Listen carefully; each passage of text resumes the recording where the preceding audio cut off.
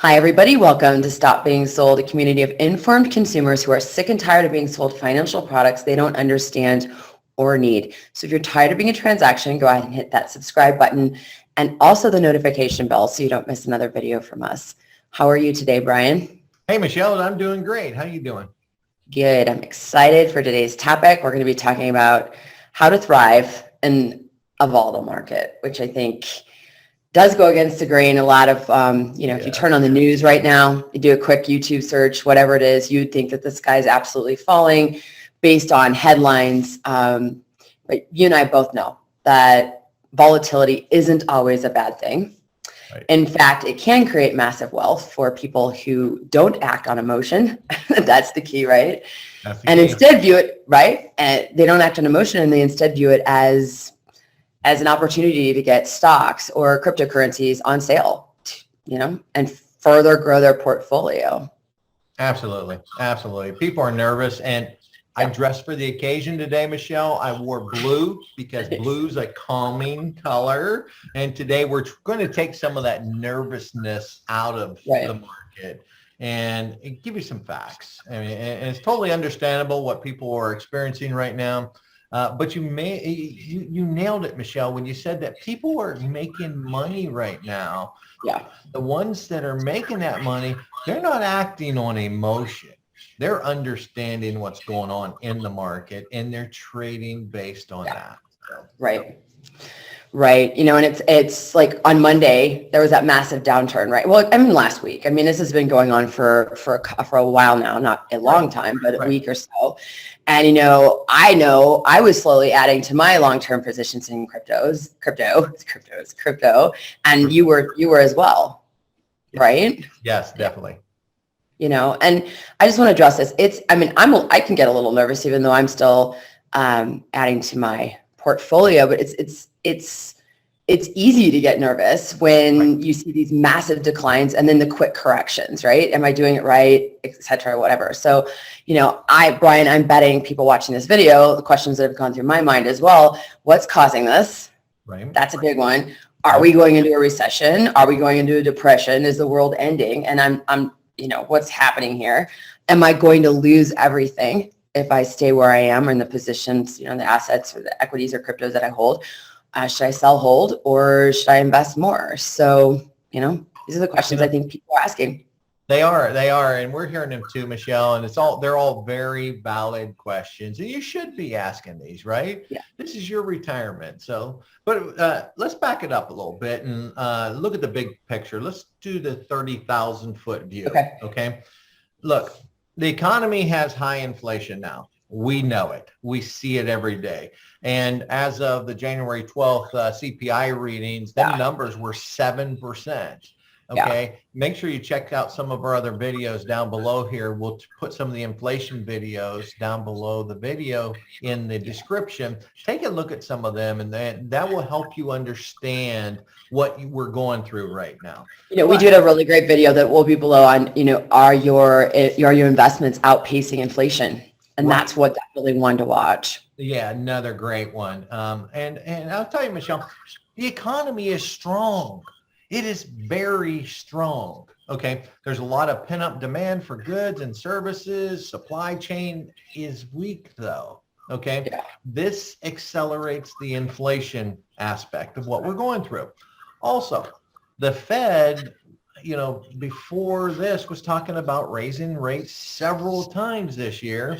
And then yesterday during the Fed meeting, Fed had left the rates alone for now, but it's definitely signaled that rates hikes are starting as early as the next Fed meeting, which is March. We expect at least 25 basis points to go up. And honestly, if the inflation numbers continue, we could actually see, Michelle, a 50 basis points raise in the interest rates. And it's funny, we talked about the volatility the last week or so. The Dow swung another 900 points intraday yesterday because Powell had some negative comments. On the initial news, the market was up. The market was right. And it was thinking that the Fed was going to be a little more dovish. and it was going to calm down what they said in December. Well, that didn't happen. In the initial statement, it did, and said, we're going to leave rates alone. We see this, we see that. Right. And the market kept climbing up until the Fed news conference. Until the Q&A portion. Yes, when that came out, he said three major things that was a negative. One, there's a risk that inflation will not decline back to pre-pandemic levels anytime soon. And that rise in prices could accelerate further. Now, we're seeing that in the gas prices. As a matter of fact, yesterday afternoon, after that and during that conference, gas prices, the futures in gas went up actually to highs that we haven't seen in like 6 years. Second thing he talked about was the supply chain issues. We know there's shortages. You're seeing them in the grocery store. You're seeing them with supplies, all that kind of stuff. Matter of fact, and service goods, there's a huge supply chain issue. We had someone come in yesterday to fix a oven of ours that's built into the wall. And the guy says, okay, if we might not be able to get parts because they may be out still sitting on a boat, or might not be able to get them at all. We just don't know. So we're telling you up front, it could be, if we have to fix it, it could be 6 to 8 weeks before we own the parts. So, and the third thing the Fed says that reducing the balance sheet, which is over will take time. $9 trillion, depending on which number you're looking at, will take some time. Now, I heard some good things in there. And some of the good things that I heard personally was that everyone was scared going into this meeting that the Fed was going to hike rates fast, 5-6 times in 2022, right? But they were also, a comment that was made in December, they thought that they was going to reduce the balance sheet at the same time. That's like compounding raising interest rates.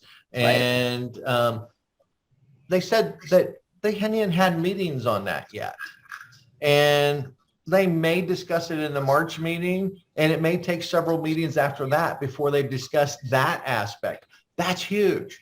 That's saying, okay, we can raise rates, but it's not as bad as what everyone's predicting. And I think we're seeing that today. This morning, the Dow was up like 400 and some points there earlier. So we'll see how it holds up today. So. Okay. So what about, some people have been talking about the volatility index. Can you just speak to that?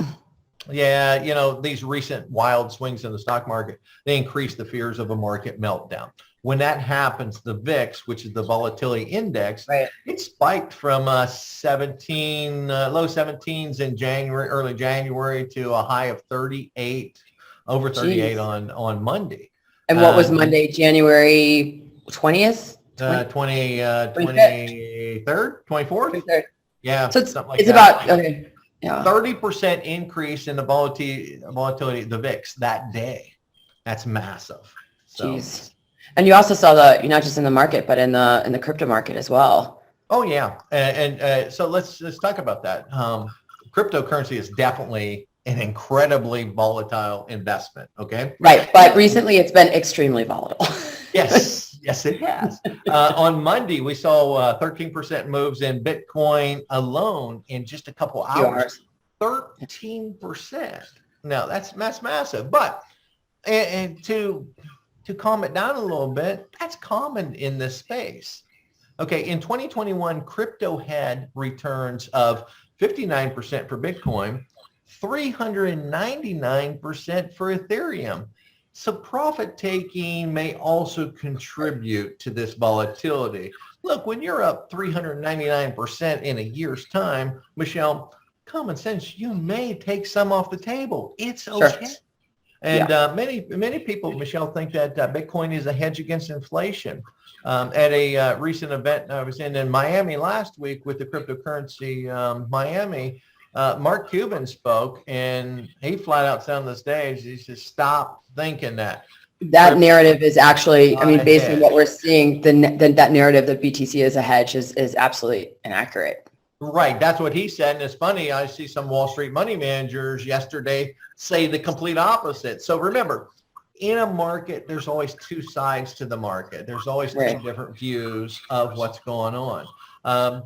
It's funny. They say it's a hedge against inflation, but honestly, watch the recent price action. The price action recently has shown that it's more correlated to the movement of equities, especially the NASDAQ 100 equities. Right. Okay. So, well, I'll let you continue. Keep going. Yeah. So let's go a little bit further here.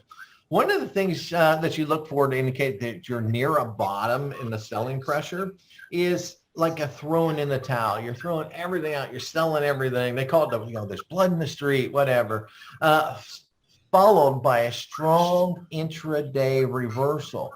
We've seen that twice this week. Yep. So that shows that maybe we're starting to put a floor in. And when it went back and tested it again yesterday, that's a good second test. That's what we're looking for. On Monday, all three indices were down significantly, and then they closed positive. The Dow itself that day, 1,000-point reversal, and the NASDAQ reversed 600 points. So you went from being down, Michelle, 5% to positive in a single day of trading. That shows me a short-term bottoming process has started to be put in, and the VIX was showing overbought conditions overbought conditions at the same time.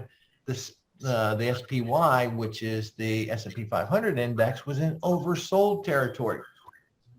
More volatility is coming, and we understand that. And matter of fact, think about this, Michelle. Everything trades in ranges. Okay. Right. And before January, we'd be in a 200-point range. Okay. And you would trade in that range, in and out, and the trend was still moving upward. Well, what happened is during this recent volatility, the range widened. So now we have 900-point swings. Right. But it's just a number. And what I mean by that, 900 points when the Dow's at, where are we at, 35,000 is different than 900 points when the Dow was 10,000. Right. Absolutely. That makes sense? Yes. Okay. The higher these numbers go in the indexes, when you see a big intraday swing, and it's funny because the media, the news media, it's all about the number. How big a number can we do today? I mean, and look, market correction recovery time is historically 1 or 2 months. It's been 2 years, Michelle. It's been a long time. Yeah. About 24 months. Yeah. It was long overdue. We expected it coming, which is okay. It's okay. And look here's some stats. Since 1946, there have been 84 times, once a year or more, that the S&P 500 has lost between 5 and 10%. The average recovery during that same time frame was 1 month. There's been 29 times that the S&P 500 corrected 10 to 20%, and that recovery took an average of 4 months. So it's okay. It's going to happen. Got it. That was an awesome macro overview. Thank you. Sorry, it was a little what you said about the trading range has widened, right? So instead of the trading being in between the range being smaller, it's now the gap is wider. And so this is why you're seeing that. Yeah. If they would say, when in doubt, zoom out. If you look back at the past, decade, 2 decades, 3 decades, things have to correct, right? Right. And volatility happens. It's all about patience and avoiding emotional decisions. Imagine on Monday selling when it was down 900 points. And then at the end of the day, it was positive. How bad of a feeling would that be to you? So, yeah. Well, I don't know. I bought that day, so I don't know, but I don't want to find out. Well, so now Brian, now that we have a good idea of the macro view, right? Let's talk about what people who are watching can do now, not to screw up, not to buy or to sell when it's low and then realize, oh geez, that was a bad mistake. And let's just, how do they not screw up and make emotional decisions? Yeah. And Yeah, and that's so true. It's about, look, we make emotional decisions because you think, oh my gosh, it's my money, it's valuable. Yes, it is. But is it valuable today or 5 years from now or 10 years from now? What's your time horizon? And again, back to, you could have sold on Monday, you'd been 7% lower by selling the NASDAQ alone. And Bitcoin, if you freaked out and sold Bitcoin on Sunday, you would have sold $2,000 lower than today's video. Yeah. The swings are volatile, and you have to learn to turn your TV off and please go about your day. Exactly. Don't live in fear, please. Michelle, a 40-year veteran on Wall Street and a personal mentor and friend of mine once told me, during times of volatility, be a nice person. Mm-hmm. And what he meant by that, Michelle, was when everyone is scrambling to sell at the bottom, be the nice person and buy some of what they are selling. And when everyone's scrambling to buy, be the nice person and sell them some of yours.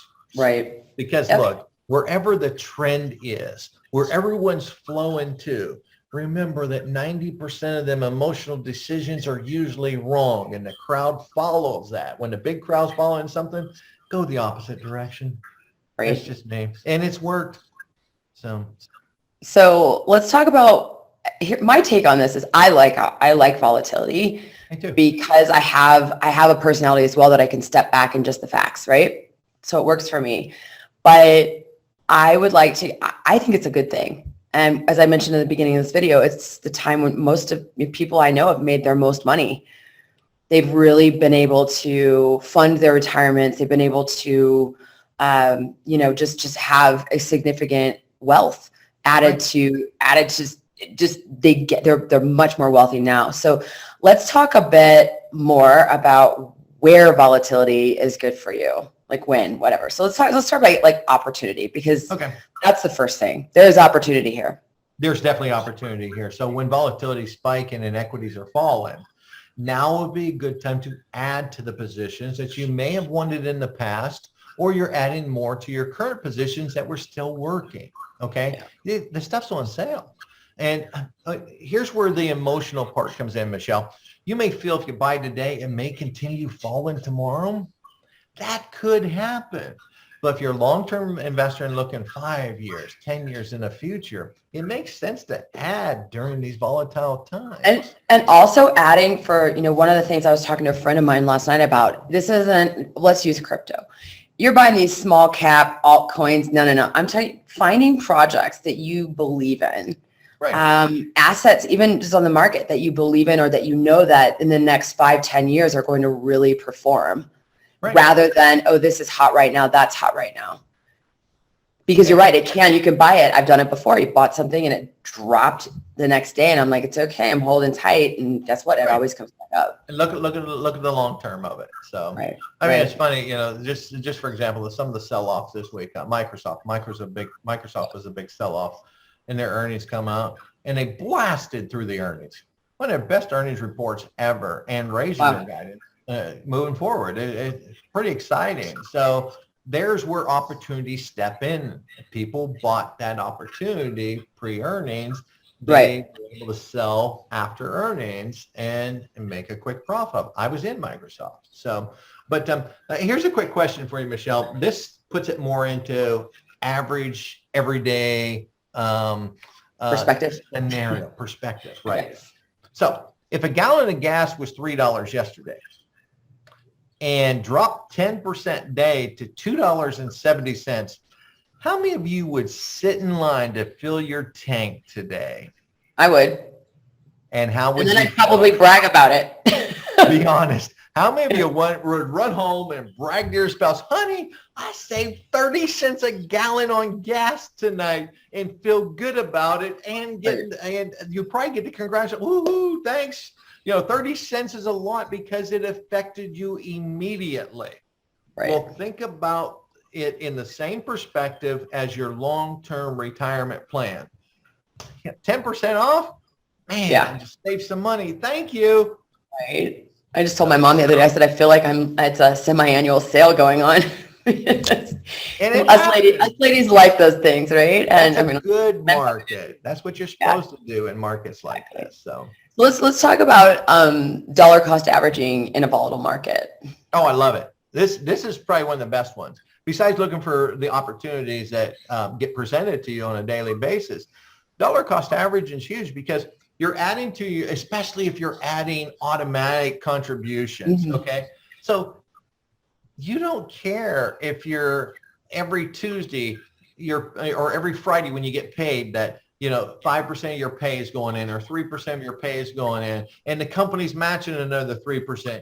You're probably high-fiving everyone around the water cooler at work because you just got everything on sale and then the company matched it. So make sure you get your match. But it's exciting.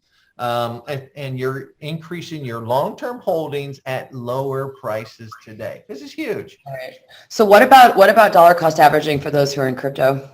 Same thing. Right now, during a volatile market. Yeah, during a volatile market, if you're investing in crypto, here's what you need to do.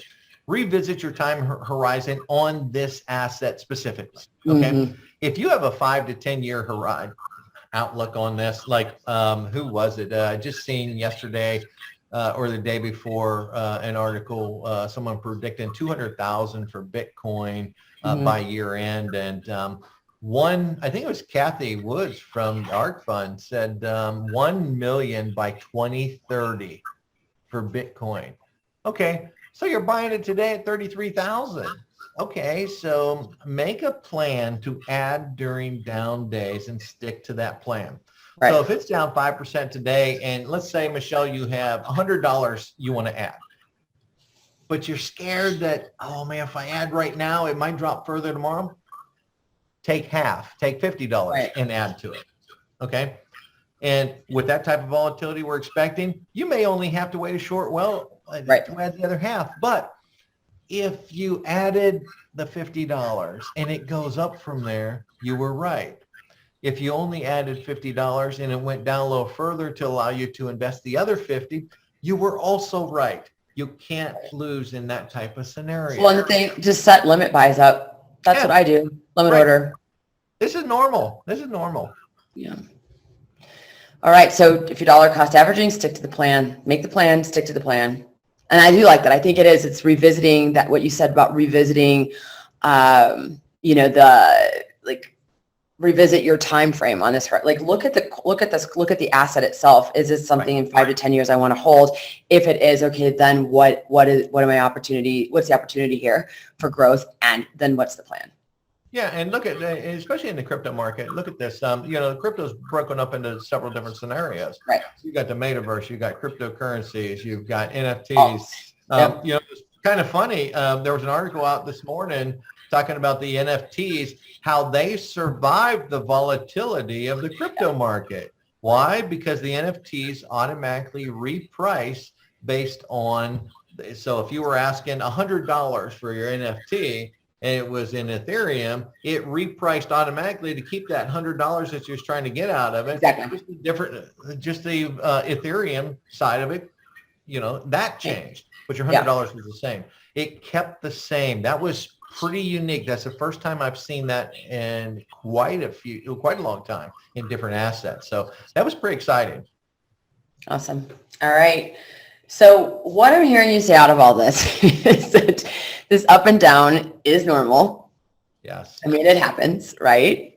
And that there's a big opportunity here, and it's healthy that the market is doing what it's doing. It may not feel like it right now. No, but it's okay. That's why I wore blue today. I love it. Some numbers out this morning show that our GDP was growing through the roof. Guess what? That shows, look, you don't go into a recession when the economy is booming the way it is. Wages are increasing, and the largest savings rate we've ever seen in history is happening right now. That's not the start of a recession. So, got it. They always say the when in doubt, zoom out, right? Traders will talk about that. My theory from my little motto, and I have it on my whiteboard over here, is when in doubt, step out. Step out. If I'm going to make something big, I'm like, ooh, now, or I hear something, I'm like, ooh, yes. unless I'm absolutely, it's not part of my plan. Right. I mean, you can do anything outside of your plan, doesn't matter. But the reason I would be making some of those decisions is out of fear or out of greed, like extreme fear, extreme greed. And that's never a good place to be. That's when so step out, take a walk. I was adding positions this week, but I don't want to show them on here because I don't want you to think that, hey, Brian said this is a great stock. We're not giving Right. best advice. But Nope. honestly, we were adding this week in both cryptocurrency and in the equity side of the market. So Awesome.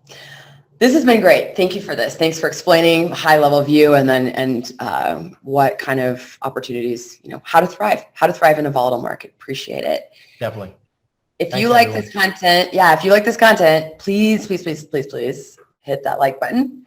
Leave us comments below if you have any, and also go ahead and if you haven't, subscribe and hit that notification bell so you never miss another video from us. And thank you for watching. Thanks, Brian. Thanks, everyone. Have a great day.